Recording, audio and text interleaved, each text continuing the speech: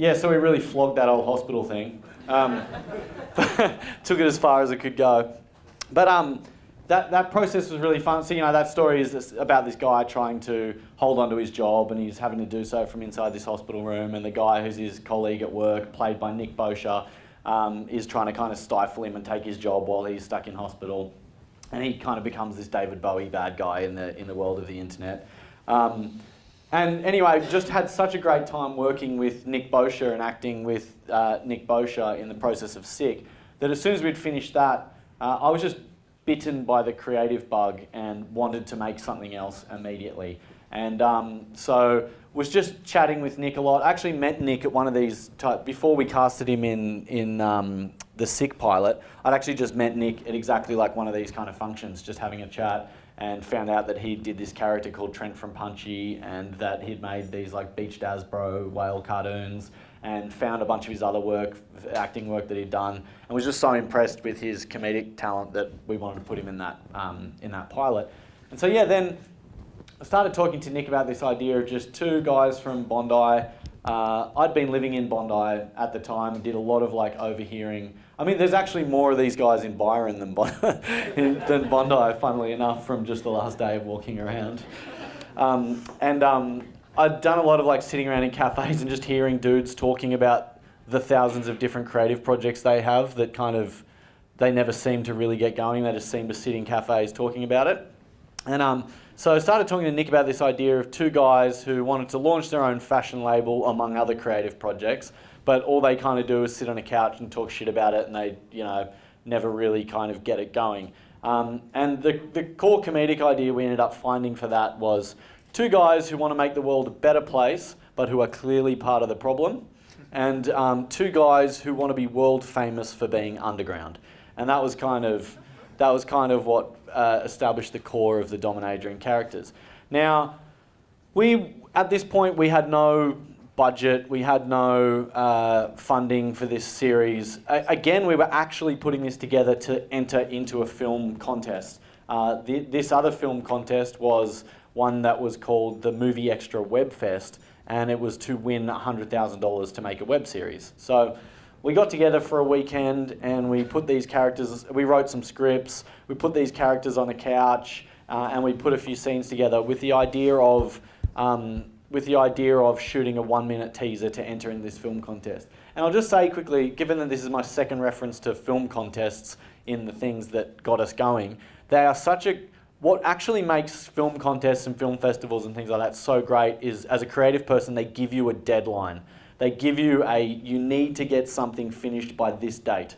And that, you'll be surprised how much that can motivate you and actually get you to go, because if you're creative, generally you're probably thinking this script is never finished and this thing is never good enough, and you've probably got 50 half-finished ideas sitting on your laptop that you dip in and out of, and that can be kind of stifling in and of itself. But when you decide to enter competitions or festivals, it gives you a date, you work towards it, you end up being motivated enough to find the people to help you get to that thing and get it done. So anyway, we entered in the competition. We did this one weekend of shooting. It was a Saturday and Sunday with the idea of making a 1-minute teaser. We made the teaser, but during the process of that, we did a whole lot of riffing on a couch, and we did a whole lot of like chat about different comedic ideas, and some of which was scripted, some of which was improvised. But we ended up with like 10 or 12 minutes of like stuff that we thought was pretty funny. And so as a way to try and get votes to win this competition, we just started putting those videos online. And very quickly, those videos gathered momentum and started getting shared and getting hits. If you haven't seen Bondi Hipsters, or if you have, I'll just show you the little trailer we have for the series to give you an idea of what it is. Drinking Bondi is totes amazing. I just love the lifestyle in Bondi. It's like hedonism and health in this perfect harmony. Like a vodka protein shake or something. Bondi fashion at the moment is so, look at me, I don't give a shit. It's so fucking try hard. So try hard. Which is exactly why we dress so cool, because we don't give a shit about not giving a shit. This year we started our own fashion label, so... It's called nothing. Well, it's not called nothing, it's just not called anything. Which basically means that we save the environment by not having to print tags and labels and whatever. We're just trying to minimise our environmental footprint. We get all our manufacturing done by Australasians, yeah. We only use Australian Asians. We don't know his name, but we call him Big. With us, instead of using prints on the front, we have Magadoodle technology. It's vintage, recycled. You know Vindex? So we pioneered a thing called WMEX. It's like a pair of butler's chaps for your chest. We worked very hard for this. It's our time. Yeah. You know? Just feels like sometimes everyone wants you to fail. Can you look nice? Sit your pants. Yeah. Oh, and funnily enough, we called it Hipsters at first. And then I went to one of these things and I saw a guy talking about Bondi Rescue and he was like, oh, the best thing we ever did was call it Bondi Rescue because Bondi has this like world famous brand and everybody's interested in it. I said to Nick, should we just chuck Bondi in front of Hipsters? Like that's where our characters are based.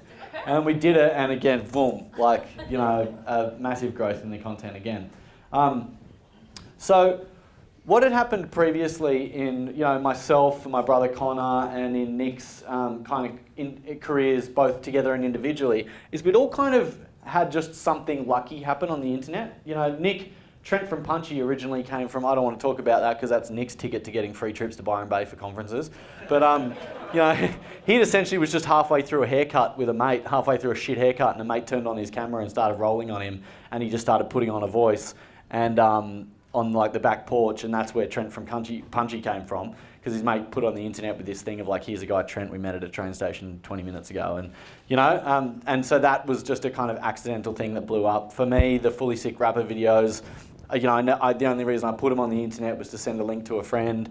That was kind of a bit of a fluke, and we got lucky.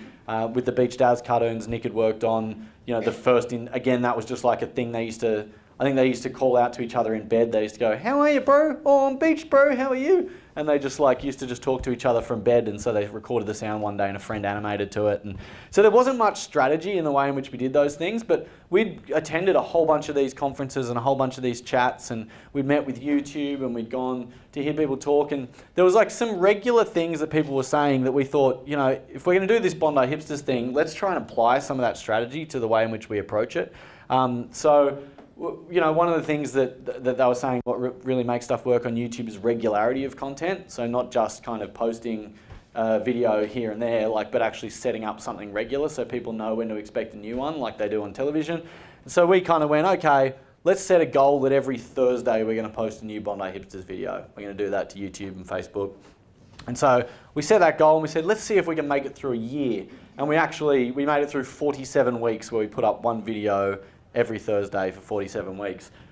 Now, what made that possible is that we created a format where we could shoot with just 4 or 5 friends pulled together, ourselves included, where we could just shoot these guys mockumentary style on a couch and they could be talking about things and we shoot some cutaways. What that means is that once every 3 months, we could do 1 weekend of shooting and we get 3 months worth of content.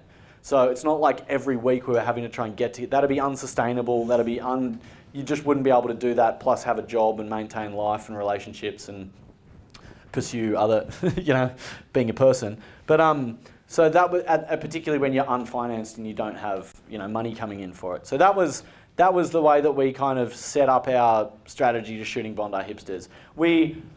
From the start, our goal with Bondi Hipsters was we want to set up these characters, their comedic world, who they are, the comedic potential from them, the relationship balance, the dynamic between them. We want to set that stuff up online, but then we want people who watch this to think that would make a good TV show or that would make a good film.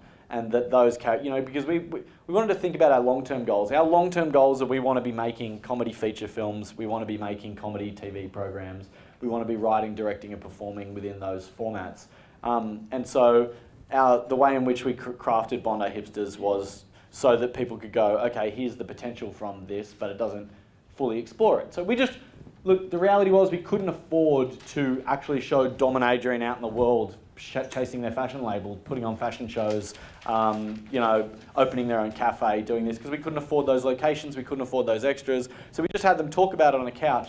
And then the idea was that we were going to bring that to life later. Now, another thing we did strategically is we decided we wanted to do some musical comedy with the characters. But we made a couple of songs and then we decided to hold on to those songs until rather than posting them as soon as they were done, we thought let's post 10 videos of just the guys talking shit on a couch, see how those go, seeing how those get shared and passed around, and then let's drop this song. And the song was called The Life Organic, and it was about those people who live really healthy and organic throughout the week, but then just smash drugs all weekend. And that was kind of the idea. I'll play a little bit of it, but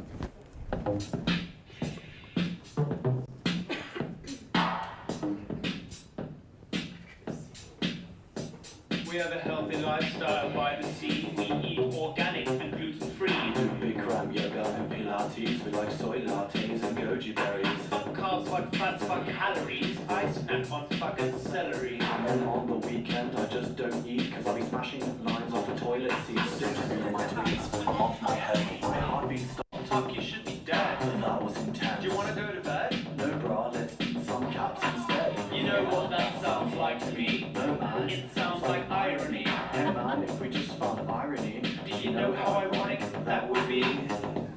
and so that for us it became a thing that got passed around a lot, and it actually drove a lot of people back to the original content, and that allowed us to, again, just at this point our strategy wasn't making money through the online stuff, it was just gathering audience.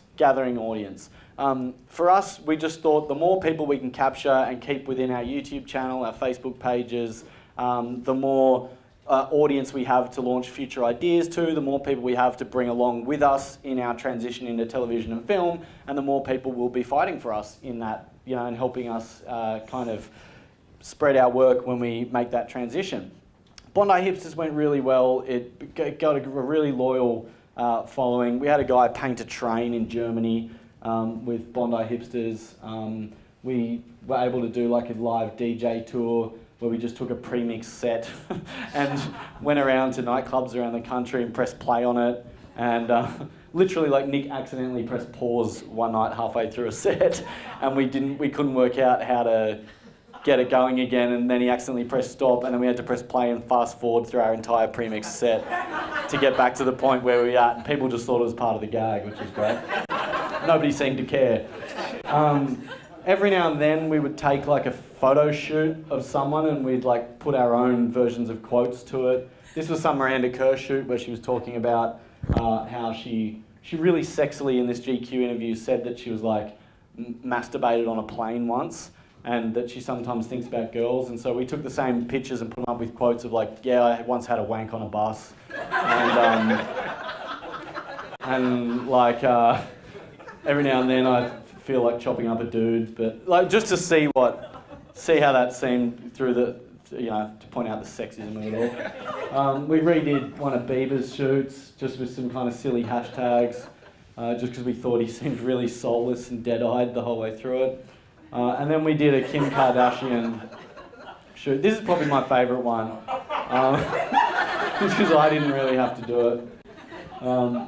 But we just kind of tried to take each of these ideas and put a spin on it. Now look, like I said to you, our main goal was like making TV and film, and these things like these photo shoots might seem like a kind of not leading towards that same goal, but every time we put one of these out, they get like 10 million, 12 million shares, views, hits, comments. Like, it's actually these photo shoots that grew our Facebook page quite, more dramatically than our content did for a while there, and they were popping up on press and media all around the world. I'll go back a second. So basically then, we were on the ABC's radar. They loved the videos that we were making for Bondi Hipsters. They actually licensed the entire Bondi Hipsters web series, so like all 47 videos, to be able to broadcast them, to be able to put them on iView. We did the same thing with a music channel in New Zealand. Then, I'm going to skip this, but we made some ads for ABC too, because they kind of asked us to do that, and that was fun.